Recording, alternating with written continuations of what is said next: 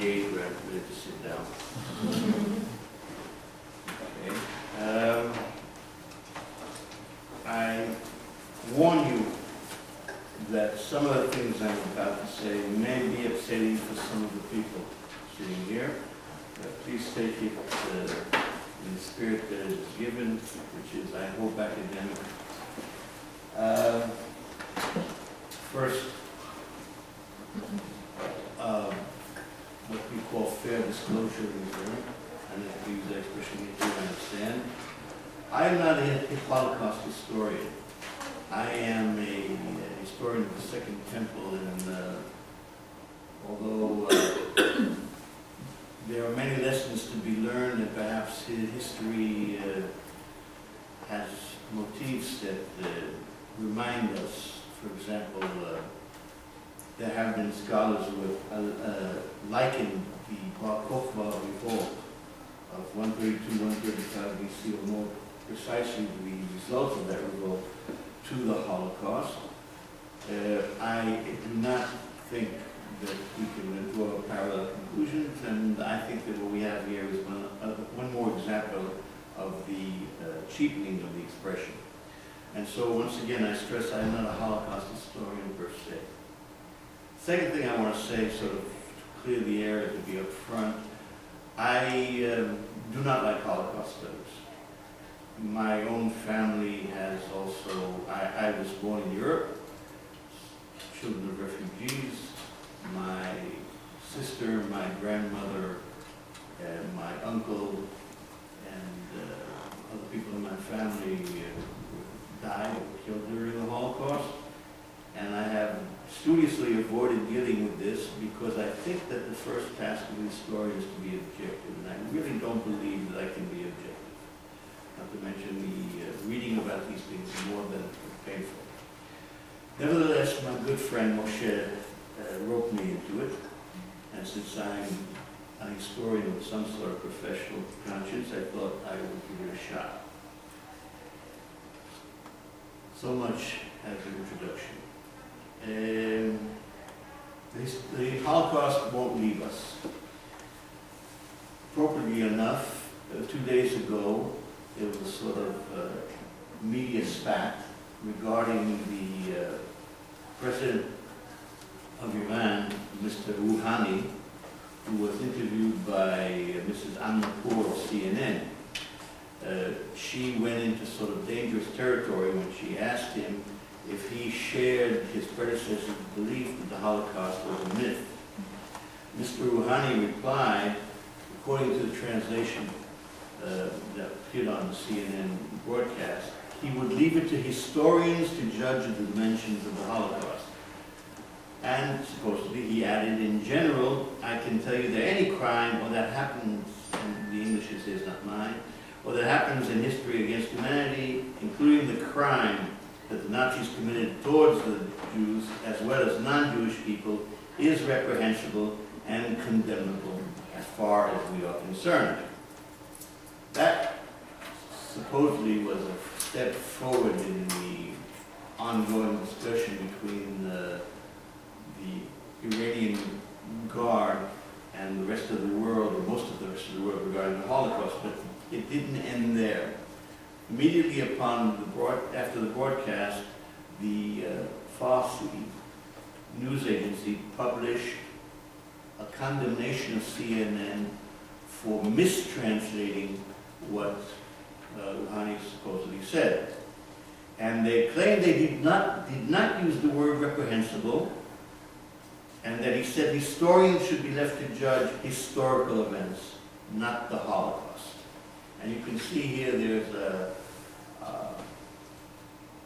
hint that once again the Holocaust is one of the most contentious events in history. What really upset the Farsi news agency was they claimed CNN had introduced the subject or the sentence, whatever criminality they committed against the Jews we condemn. Meaning, perhaps there was a criminality, perhaps there wasn't. It doesn't matter. It was bad, and leave it at that. And then, of course, he goes on to say that his position is that they condemn all injury to human life, whether it is Jewish, Christian, or Muslim. A conclusion that I would applaud as well. So, let's do a quick rundown on the history of the Holocaust. No, not the history of the Holocaust, but the history of the Holocaust. At first, the Holocaust wasn't called the Holocaust at all. I found it very difficult to pin down who were the first people to use that expression. At first, it was called genocide. When I went to school, it was never mentioned. At home, I knew what had happened to my family because it was right in front of me. But it was not a subject. It was well known that for the 20 or so years after the Second World War, most people who had been in the Holocaust didn't talk about it. They didn't talk about it because they felt that they would not be heard or would not be believed. Perhaps the most cogent example of that is in a movie that came out in Israel called The 81st Globe. It's about a Holocaust survivor who makes it to Israel right after the war. And he relates how in one of the camps he was beaten with 80 strokes of a cudgel. And when he finished telling the tale, people told him that can't be true. And that was the 81st Globe. And most people that I knew didn't talk about it. It was not something discussed in the media. It began to change in the 60s.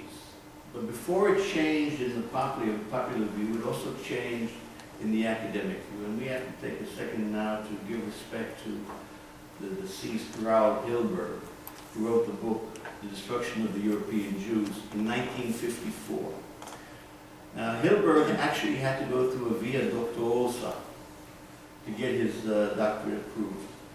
All his advisors and the institutions he worked in said nobody's particularly interested in this, and you won't be able to publish it. As a matter of fact, he later became one of the leading figures in Holocaust history and a historian well respected throughout the world. He got rejected by publications as respectable as the Princeton University Press, who felt there was no interest in a book on the history of the Holocaust. Hilberg thought otherwise. He felt that this was a major event in human history and should be discussed. You might find it surprising to know that the first university course ever taught on the Holocaust was taught by Hilberg in 1974. We're talking 29 years after the end of the Second World War. When the things began to change, I think they began to change, in my view, with the book and then the play and then the movie, The Diary of Anne Frank. The Diary of Anne Frank sort of cast a rock among the pigeons, and people began to talk about what happened. She became an iconic figure. I don't have the time nor the inclination to go into it, but Alvin Rosenfeld has done a wonderful job of talking about what has happened to Anne Frank. The most curious things have happened to this poor girl, other than being done to death by the Nazis. Her name has now become a label, a brand name for any young woman who has something to say about a difficult period. And he gives an example of a young woman who was living in the Bosnian affair, and wrote more or less a diary, which is a copy of Anne Frank's diary. And she was called by all the media and interviewed as an Anne Frank. And he asked, perhaps sarcastically, perhaps truthfully, Anne Frank didn't end up on CNN. So Anne Frank, though, did contribute an enormous amount to the awareness of the Holocaust. But if you have read the book or seen the movie or the play, you'll notice there's nothing in there about the Holocaust per se.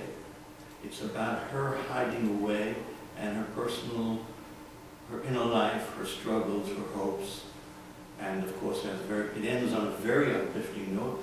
Those of you who've read the book, I remind you, and those who have never read the book, I still have faith in the basic goodness of mankind. And pardon me for being very, very depressing, but I wonder if she thought those same thoughts as she was being done to death in Bergen-Belsen. But that was the last entry into her diary. Things changed after that, but two more media contributions came out that I think were seminal. One was the book Exodus by Leon Uris, published in 1959. This meeting has ended because the participant never joined. I have to know that started. We're done. It's open, I can't make people come in. Priorities of the jury. For the video, we could give people. We're going to try again, hopefully someone will. Our apologies, Jeff. That's okay. No, actually, those of you who have spoken to me, I think I can say safely, have found that I have a pretty good sense of humor.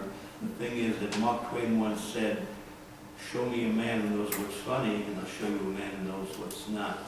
And so my usual acerbic wit is somewhat curbed with the subject.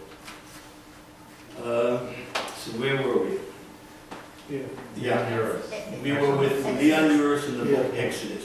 Now, the book Exodus is perhaps not Shakespeare, but it became a screaming worldwide bestseller, and the best indication of how well the book sells is how soon it takes to make the movie.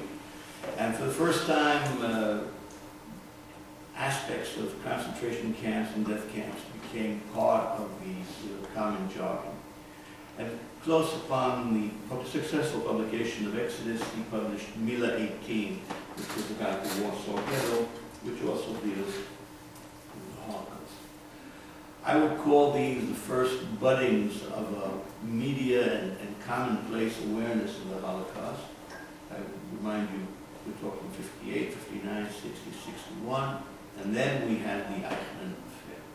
The Eichmann trial, I remember it quite vividly. I was in high school. My mother remembered Eichmann. I'm originally Hungarian. And as you know, Eichmann's quote-unquote successes, greatest success was in the deportation of the Jews of Hungary. And she said, I remember him from the train station. As a matter of fact, I checked it out. He actually did come down to the train station at one point, at least one point. And it's very possible that she wasn't imagining things. But in any case, it became living room discussion, and it became our dining room discussion in my high school. We even had people who said, it doesn't matter what he did, Israel has no right to kidnap him and try him, which annoyed me enormously, but I'll never forget it. It's an indication of how, I wouldn't say popular, but let's say well communicated the whole affair was. In Israel, they didn't have television sets. Many people remember the Eichmann trial, but they're broadcasting something that they didn't actually see. Honestly, we're looking at Jordanian television. But in America and in Western Europe, it was covered very, very intensely, and it changed what people knew about the Holocaust. All of a sudden, you had these personal stories coming out on the stand, and of course, it was a bit, for lack of a better word, I apologize, sexy. After all, you had a hit team of Mossad people kidnap a war criminal, and as such, people became interested in the story for itself, and then from that, it went on from the back room to center stage. Once it became a historical subject and an event seared into the popular consciousness, it developed an existence of its own, which transcended the norms of also ran commonplace historical events. And I quote Yehuda Bauer, the great historian of the Holocaust, "The Holocaust has become a cultural code. It is either mystified or universalized, and its singularity has yet to be established." That's a curious claim coming from a professional historian, because a good historian sees the singularity of any historical event. the old saw that history repeats itself is fine for talk shows and the morning news, but professional historians know that the claim is facetious. Perhaps similar events occurred and in apparently similar situations, but the determinism inherent in the statement, history repeats itself, is facile and false. So at first there was, I would call it a cottage industry of serious professional historians coming to grips with a major historical event. There were slug matches between two schools of thought. Most people in the non-historical workplace didn't even know about this. There was a school called the Intentionalists and a school called the Functionalists. The Intentionalists said Hitler had it in his mind from day one that as soon as he got into power, he would murder the Jews of Europe, if not in the whole world. And they labored mightily to prove it on the basis of various statements he made as early as Mein Kampf, and even prior to that, because after all, he was a political figure before he got put in Landsberg prison. And then there were the opposing historians, the other camp were called the Functionalists, which said that while Hitler might have had an ideological statement, sort of a program, but certainly not a program that could be translated into action, the middle level bureaucrats of Nazism, they are the ones more or less going with the flow of events. In the Second World War, their rise to power, the spread of Nazism throughout Europe, they are the ones who actually decided, let's do what Hitler's been talking about all along. To this day, no one has been able to put an end to this argument. It simply worked itself out. You are either an intentionalist or a functionalist, be that as it may. And then after Hilberg and the basic two camps, we have a whole list of new kinds of interpretations that grew up. For example, the idea that the murder of the Jews was simply a bureaucratic action, compared to those who think that anti-Semitism is the basis.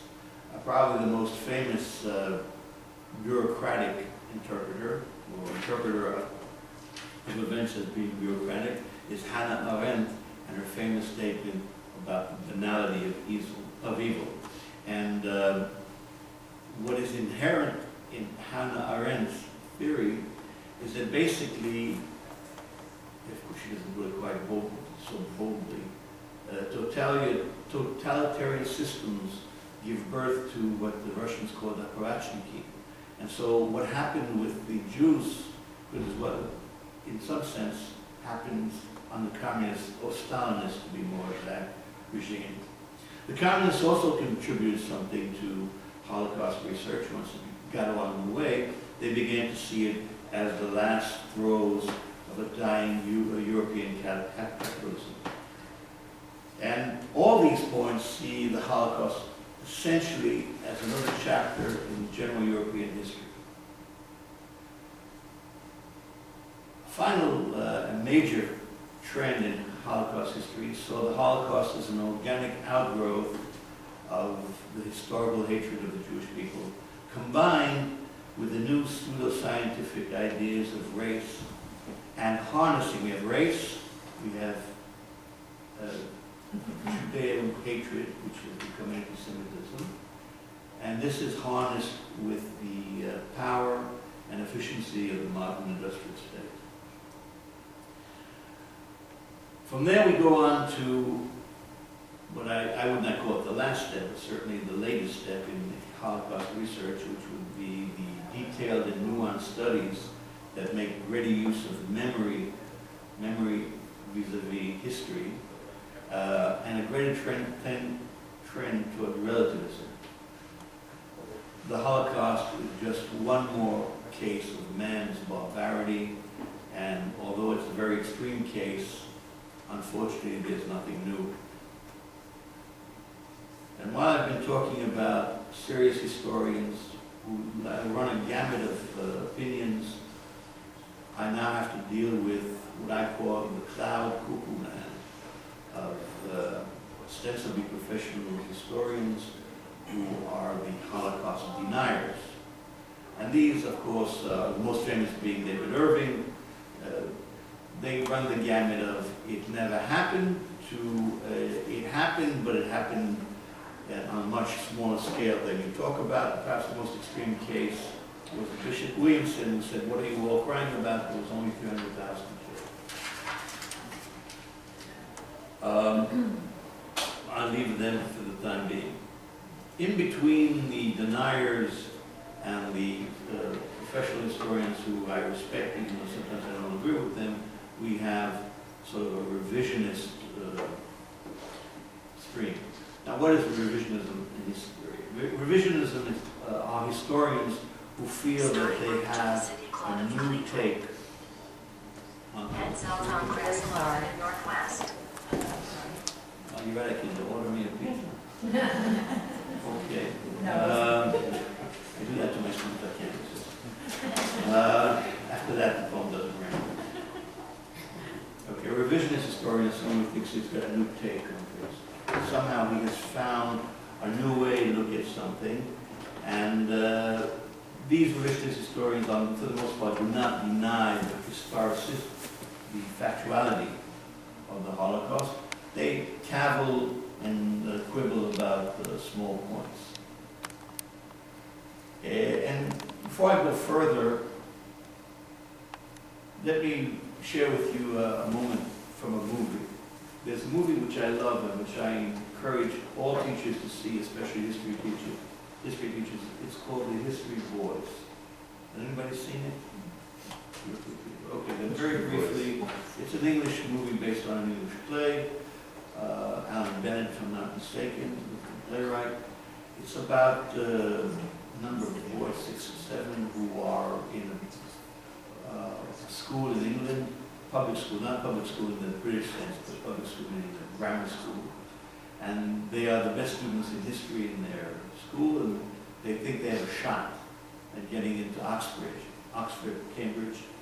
And so they get tutored by 2 teachers. One of them is a professional historian, and the other one is sort of, I would say, multidisciplinary, liberal arts teacher, who I respect very much.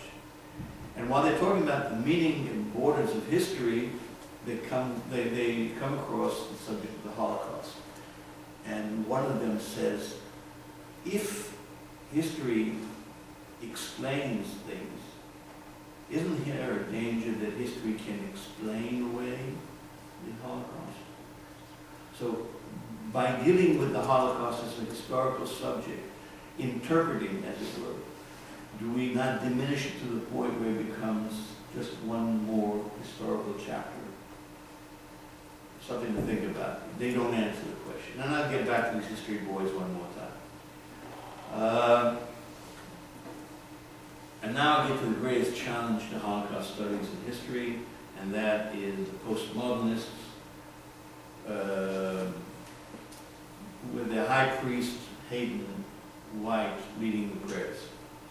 He claims that historians regarding the Holocaust always ask the question, is it true? And if the answer, is it true, meaning the evidence in front of them, the witness, the document, and if the answer was no, or some sort of equivocation, then it had to be rejected as being a misrepresentation of reality and an injury to the injured. The victims had a moral right to a true and accurate account. That is not his point of view. That is his criticism of the way historians approach the subject. This is perhaps, according to him, a good approach in questions of law. If I'm going to put somebody on trial for being a war criminal, I better have my evidence in hand. But more important to him than what actually happened was what people actually felt. And I quote, he says, an ideal of truthfulness would seem to be an improper demand. The problem here is that if we renounce the demand for truthfulness, whose testimony are we to accept? Very recently, the daughter of Rudolf Hess, the commandant of Auschwitz, claimed that her father never did those terrible things he was accused of. You may know that the commander of Auschwitz was tried as a war criminal, brought back to Auschwitz and hung there. His daughter, psychologically, that's quite easy to understand why, relentlessly denies that these things happened or that her father had anything to do with them. So, if we're talking about what people feel as being the litmus test of learning about the Holocaust, Shoah, are we not to accept the testimony of Rudolf Hess's daughter, who was a little girl in camp? So according to White, is it true should be posed only as a literary question? And he says that literary and artistic treatments of the Holocaust are a problem for historians because they have now reached sacral status. So he rejects narrative, he rejects chronicle, but he embraces literary and artistic versions of events. And my question to you is this: if fiction is the key to grappling with events, are we to accept Unglorious Bastards? I apologize if someone doesn't like the title. That's Tarantino, that's not me. Has anyone actually seen the movie? No, nine. Okay. That's very funny, but if we go down Hayden's path, we end up trivializing and homogenizing the Holocaust into a Marx-Brothers movie.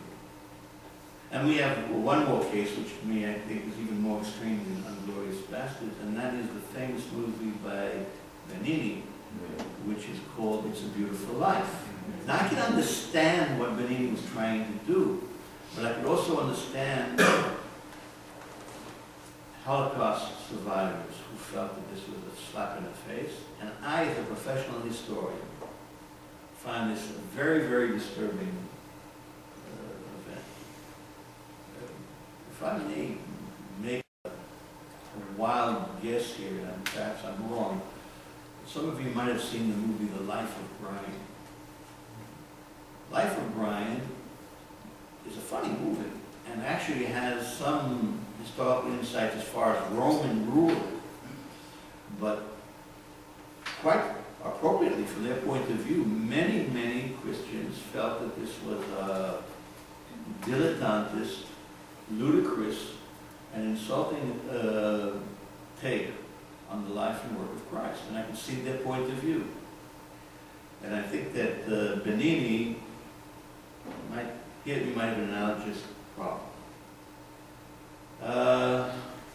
White has always said that the problem with historians is that we confuse narrative with history. That all historians write a mixture of fact and interpretation. Good morning to you, Mr. White. History is not a dry retelling or of a chronicle. On such and such a date this happened. All historians, since the father of modern history, lived thousands of years ago, his name was Thucydides. He wrote the Peloponnesian War. And his idea was to present the war, but he interprets things. All historians interpret. That does not mean that the narrative is not true. On the contrary, a good historian uses his common sense and his imagination to try and get at the truth, which is what you do in a trial. It's not if we were trying to get the truth of the trial, someone would get up and read dry facts and hope that the jury can make sense of them. It doesn't work that way. To be fair to White, he criticizes the Holocaust deniers. He says that they violate the first rule of history, and that is to deny evidence which is quite clear. It's well documented that the Holocaust happened. He actually mentioned 6 million, which is one of those numbers that always crop up, and everyone always talks with it. But in a very ghastly, in my mind, grossly point of view, White says his problem is not with the deniers in that sense. His problem, or his point of view, is that you could write a history.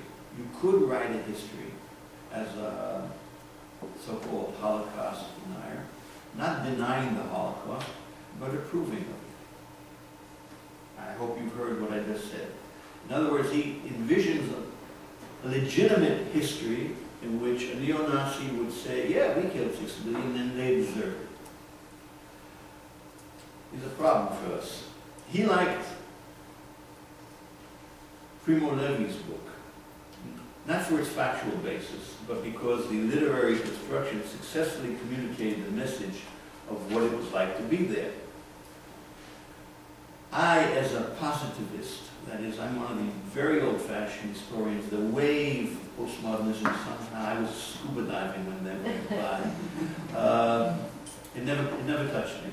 I'm still back in the 60s, the early 60s, and I never bought postmodernism. I'm a positivist, which means I believe that it is a historian's duty to do what the father of modern history said to do, von Ranke from Germany, to find wie es eigentlich gewesen war, that means as it really was. And if Primo Levi relates in a literary construct something that helps me understand the way it really was, I am not a sinner against von Ranke. On the contrary, I find myself a very, very religious disciple.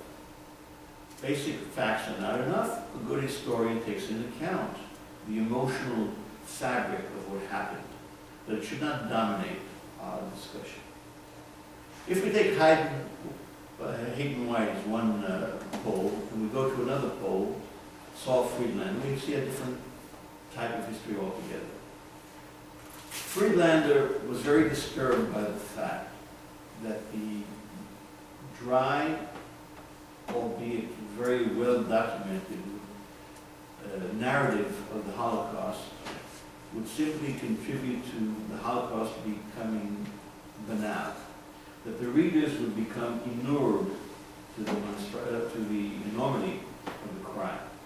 So he tried to write history using different strategies. For example, running alternatives, moving from quotes and first-person evidence into documentary evidence, and then from there going directly into a running commentary. And some people think that this is a tremendous advance in historiography.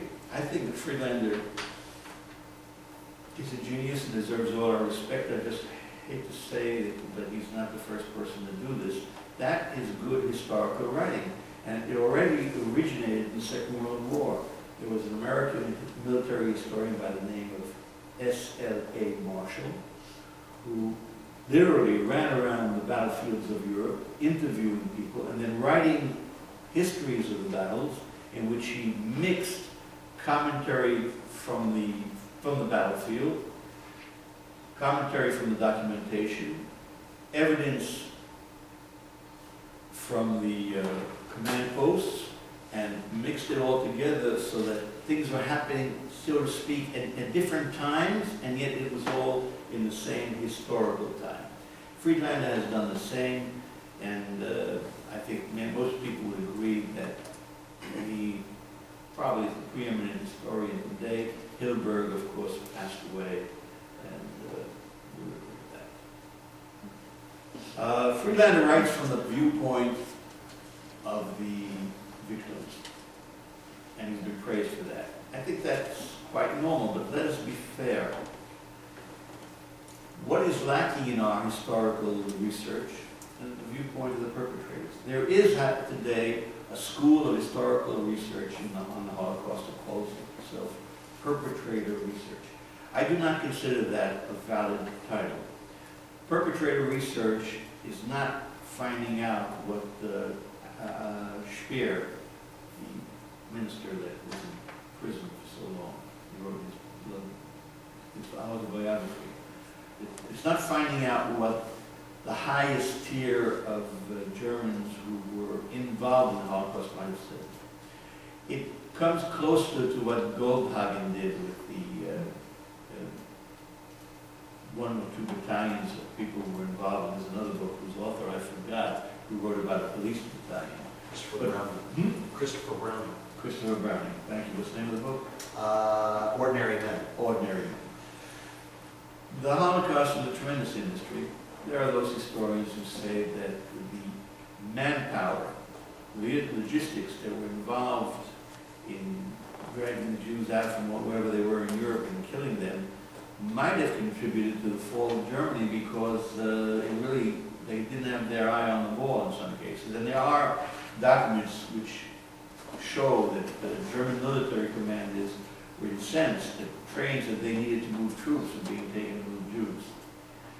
So perpetrators takes in thousands, tens of thousands of people. And if you, depending upon how wide you draw your brush, it may take in hundreds of thousands of people. A true history, of course, would always involve getting as many of their records as possible. But I don't see them coming forward exactly. Perpetrators are not going to speak up, and bystanders are not going to speak up. You are not going to report to some historian and say, yes, I saw them being taken away, I just didn't know what to do. So actually, we have two main bases for historical research on the Holocaust. One are the victims, and that goes into all sorts, whether it's diaries or it's evidence given at some later point, whether it be at a trial or by interviews. And we have, of course, the documentations of the Germans themselves in other countries. Curiously enough, there's one historian by the name of Koschmeyer who thinks that Friedlander's focus on eyewitness testimony is in the spirit of White. I don't see it. As I said before, Friedlander is simply going along with proper historical work as it's been done since the war. I want to go to another question that has arisen from historical research, and that is the place of anti-Semitism in the Holocaust. Friedlander's the critique of Friedlander is based on the idea that he puts too much stress on Jew hatred, anti-Semitism as a cause for the Holocaust. There are many other scholars who look for political, economic, social explanations. I think these exist. But my old teacher, Professor Uriel Rappaport, taught me sort of a yardstick for historical analysis. He coined something that he called the imminent, not I-M-M-I, but I-M-A-N-E-N-T, the organic cause of something happening. What is an organic cause? It is a cause that if you were to remove it, the event could not have happened. And it is a cause that could not have been removed. For example, we talk about the Jewish revolt against the Romans, which I know best. You may have heard that the Jews revolted because they had bad governance. They could have had good governance. They may have revolted because there were cultural differences. Other people had cultural differences with the Romans and managed not to revolt. There was one aspect that could not be removed, could not be changed, could not be remedied. That was the imminent cause. In this case, even though that's not part of my lecture, the cause was the rivalry and bitter hatred between the Jewish and Gentile populations of Judea at that time.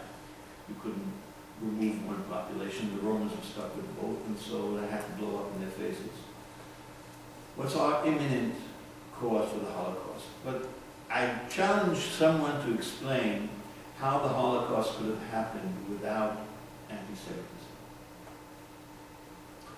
Could all that have been done if reasons had been simply what, politics, economy, social stresses? You had to have something far more specific and guiding. The one thing that comes throughout, whether you're a functionist or an intentionalist, is the presence of anti-Semitism in Europe. So now let's go back to where we are today. What have we brought? The mythic status of Holocaust has given rise to strange and curious developments regarding language. For example, what is the Holocaust and who is a survivor? Let me give you a quick personal experience. I had a colleague at the University of Haifa, where I taught for a number of years as well, who said, he was a bit older than I, but not much. I too am a Holocaust survivor. I said, pardon me? I was born in 47, Pastor was born in 45. I said, well, it's very clear. My parents were in Europe. If Hitler had killed them, I wouldn't have been born, and therefore I am a Holocaust survivor. Now this is ludicrous. I hope you understand that. I mean, we've taken the expression survivor to unbelievable lengths. By the same token, there's a totally different point of view on it. My mother-in-law is a German Jew. She was in school when Hitler, matter of fact, her birthday is the same day as Hitler's birthday, which is cause of no endless humor in our family. When researchers from Yad Vashem came to our kibbutz to interview her, she threw them out. She said, I am not a Holocaust survivor.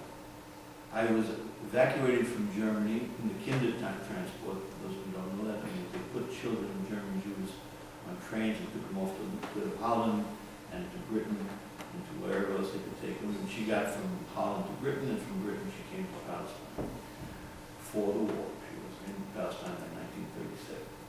She lost both parents, couldn't get out of Europe.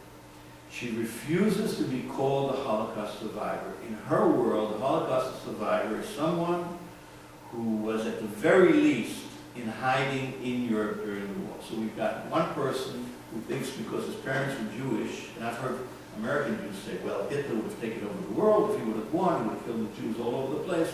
So I guess any Jew anywhere is a Holocaust survivor. Give me a break. Okay. And now we go to how the expression Holocaust has become a catch-all for just whatever hurts. Let's start with one of the most annoying. Anti-abortionists call abortion the Holocaust. And doctors who do abortions have been called publicly negatives. In Florida, Fort Lauderdale, some critics of the FDA who felt that the FDA was not doing enough to develop and approve anti-aging drugs opened a museum called the FDA Holocaust Museum. When the AIDS epidemic hit, people began, when they realized that it wasn't some sort of weird disease hitting only a small part of the population, it was called the Holocaust. I think you have a person called Rush Limbaugh here in this country. I've never actually heard him, but I've read about him. He uses the expression feminazis. Betty Friedan, in her book, The Feminine Mystique, drew a very, very extensive analogy between prisoners in concentration camps and the situation of the American housewife. That's a really new take on things. Desperate Housewives is now about a Providence book. Hiroshima, Holocaust. And now I get to a poet by the name of Daniel Lewis Brodsky, wrote a poem called American Holocaust. And let me read a little bit from this poem. The pain of having my children seized from me is more excruciating than being caught in a rain of white hot ash dropping from Bergen-Belson's chimney stacks, bellowing non-stop into a gaseous welkin. But the greatest pain is witnessing them from this distance. Not even imagination can bridge to the dense fencing my wife has erected, and spliced with Nazi hostility, envisioning them dying in her barbed wire vengeance. This is not about the crime of slavery. It's not about the destruction of the Native Americans. This is about a divorce, ladies and gentlemen. This is about a divorce. Painful, but very commonplace event. And this poet, Mr. Brodsky, sees his personal anguish as the Holocaust. Now, I took this poem from Alvin Rosenfeld's book, and he labels this linkage of a common emotional event, painful and commonplace as it is, lunacy. This is lunacy, calling this a Holocaust. And I say that the only effective medicine for lunacy is a good dose of history. Banality distorts, popularizations, trivializes. Going back to the history boys, while they're talking about the Holocaust, one mentions that one can visit concentration camps. And another one, and the teacher says, "Look, this is outrageous. Tours to concentration camps, where they're going to have a souvenir shop, a sandwich bar." And that's exactly where things can develop and have been developing, unfortunately, at some time. Holocaust is now a definition of a victim. It's become a part of the mystique of victimization. Even worse, the Holocaust has now become a competitive sport. Not far from you, there's Wayne State, right? A professor by the name of Naim Kabab, who was talking about the situation of Afro-Americans. And I quote, "Our Holocaust is worse. I didn't know that we were in competition." So, where should we go? White and Rosenfeld converge on at least one point, that the cinematic and literary presentations of the Holocaust have done more to put the Holocaust into common consciousness than an entire Library of Congress of historical works. I have to grant that's true. But I think there's a middle ground between Benini and Friedlander. I don't see people rushing out buying Friedlander. And that meant what I would call good popular history. The best example I can give is a book that has been condescended to unseasonably by historians, and that is The Rise and Fall of the Third Reich. That book was read by millions of people. It was a screaming bestseller. And while it is easy today to find nuances and quibble about various points, and he didn't know this and he exaggerated that, it presented the populace good, historical, well-documented, judicial narrative of what happened. And since people are curious, they read it. A book of that nature is a good antidote to the lunacy of someone like Brodsky, who thinks that the divorce courts are Mengele.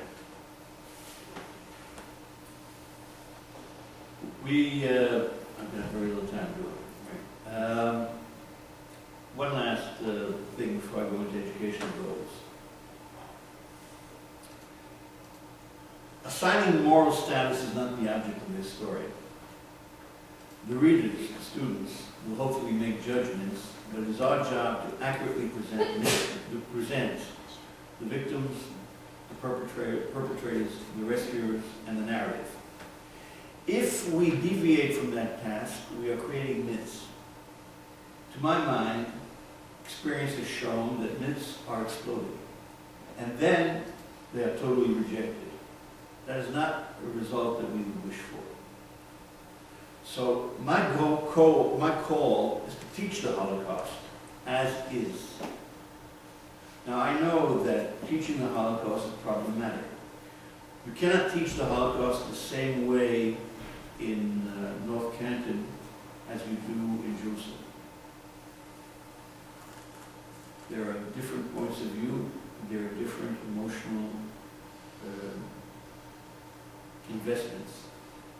coming from the teachers and coming from the pupils.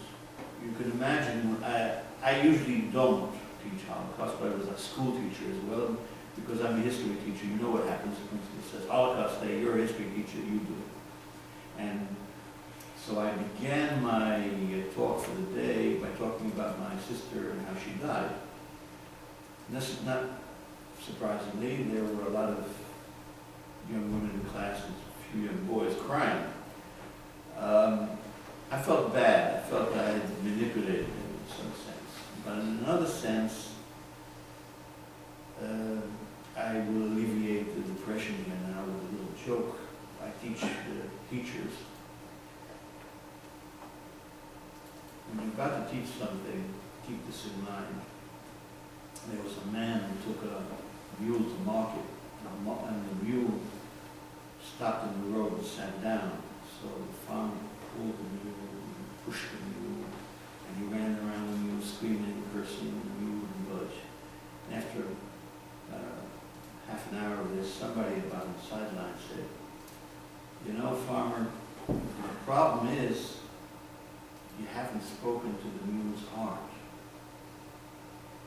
The farmer said, "Really? Be my guest." So the guy goes up to the mule, but as he goes by, he picks up a 2x4 and hits the mule right between the eyes. The farmer says, "What are you, nuts? Hitting the animal? We're just talking to his heart." I said, "Well, that's true, but first you got to get his attention." So sometimes, regrettably, to get the attention of your audience, you have to go to places that perhaps as an academic historian one would not want to go. But you have to bring the subject before the student and get as quickly as possible to a serious historical understanding. It doesn't have to be boring, and what it definitely does not have to be what Hannah, from Ben Gurion, will come to me in a minute. Anyway, leading historian of the Holocaust in Israel has called it the pornography of the Holocaust. That is, dwelling so much on what I would call obscene concentration camp stories does not put the Holocaust into historical perspective. Most people today don't want to hear about the Holocaust. As a matter of fact, in a poll taken in Europe in 2009 on 7 countries, from the United Kingdom until Poland, 44% of the people said Jews talk too much about the Holocaust. In Hungary, my own ethnic origin, 55% said that. I can understand that. There's sort of a justifiable resentment that you people are always the victims and people are always talking about your problems. I think that one has to be very careful how one teaches the Holocaust. It has to be taught as what I think the Germans have succeeded to do in Berlin. Have you seen the memorial to the Holocaust of the European Jewry in Berlin? It is not a memorial. It is not, the name is not translated properly in English, to English. It's a Mahnmal. A Mahnmal. What is a Mahnmal? It can best be translated as a caution, not a memorial, as a caution. You go down this road, this is what's going to happen. And I think the Germans have got it right. Not to tell a story about the poor Jews who've been victimized. I don't like that story. I'm going to shock you. I don't like Yad Vashem. I'm sorry that I had to build a museum to what others did to me. I want to build a museum to what I've done. But I guess there's no choice. The Holocaust is a cautionary tale. It's not about what happened to the Jews. It's what can happen to a group of citizens. Remember, these were citizens of their countries when things go haywire. And And so rather than make everything into a Holocaust, let's see what lessons the Holocaust as a historical event have. And so we will have a cautionary tale. Thank you.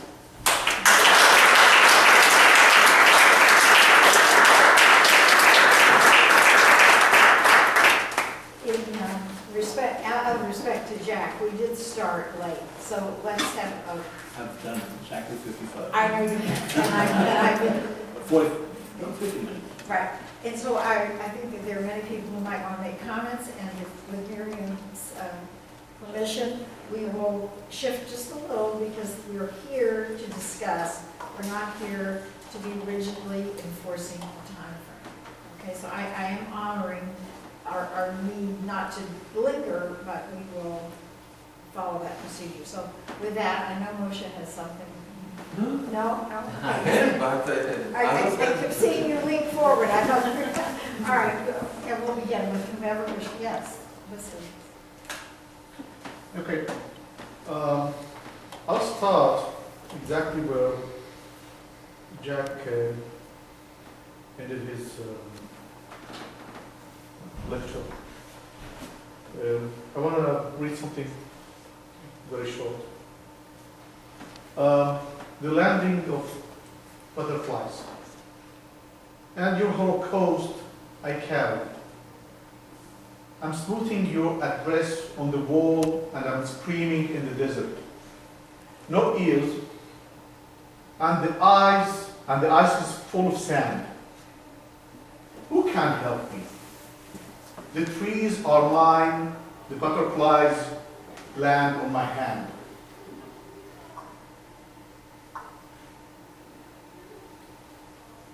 Oh, your Holocaust is shouting and horrifying, fabricated calmness in my heart. Your Holocaust opened my eyes and filled my mouth with sand.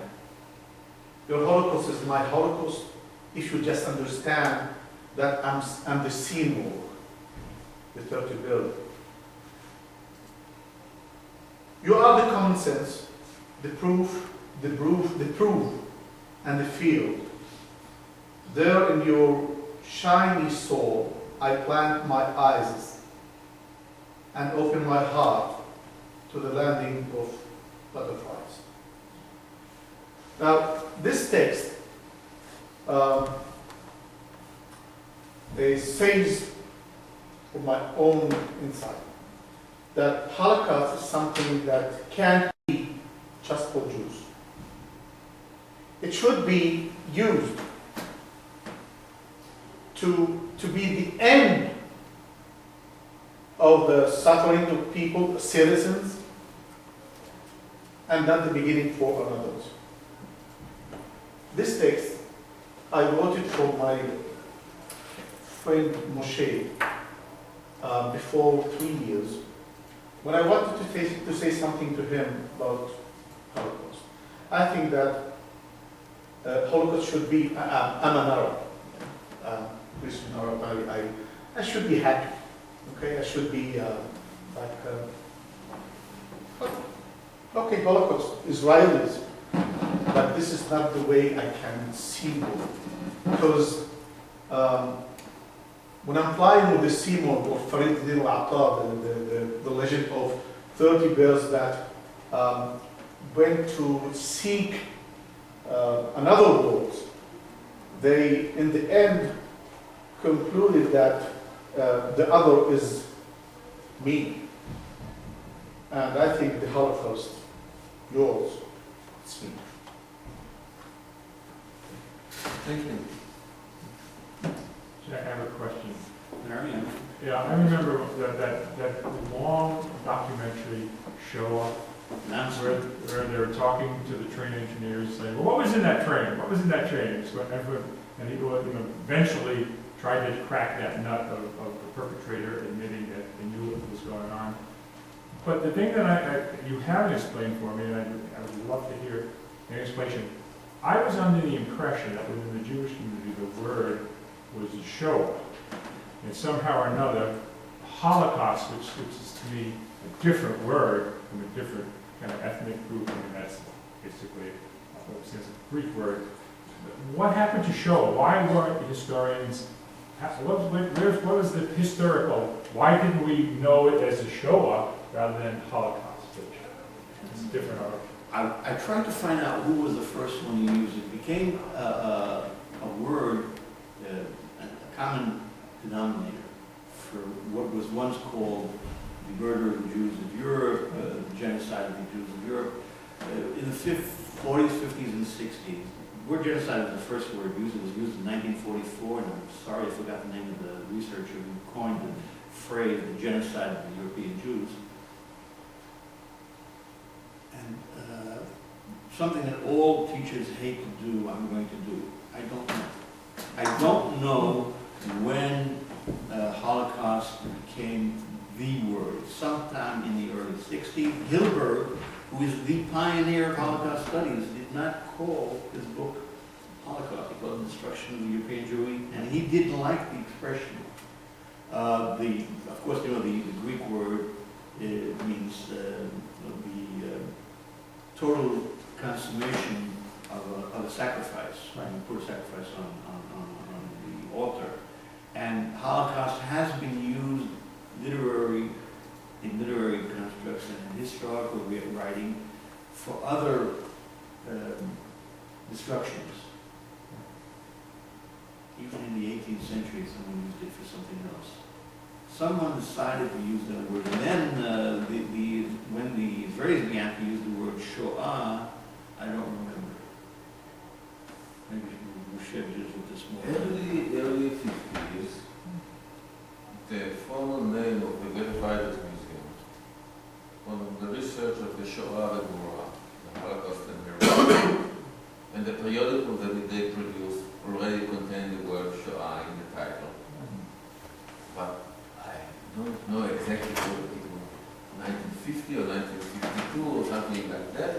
But they started to use the word, but they felt that it's a Hebrew word. They need some kind of a translation. Maybe it is a strategic mistake not to use the word. Shoah is not Holocaust, literally. Right, it's not.